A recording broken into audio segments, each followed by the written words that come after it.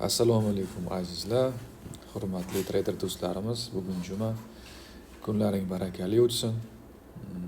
Zararlar bozorda kamroq bo'lsin. Endi 100% bo'lmasin deya olmayman, chunki zararsiz imkon yo'q. Manaman degani zarar qiladi.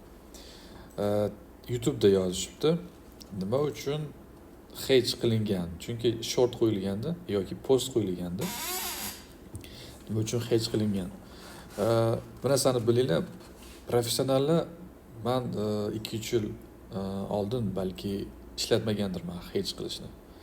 Lekin hedge'ni o'rnini bu bekorga bu funksiya qo'yilmaganda, nima uchun hedge funksiyasi qo'yilgani traderlar uchun, nima uchun ko'pchilik buni bilmaydi, nima uchun ishlatmaydi degan savol. Qachonki chuqurroq kirasiz ichiga,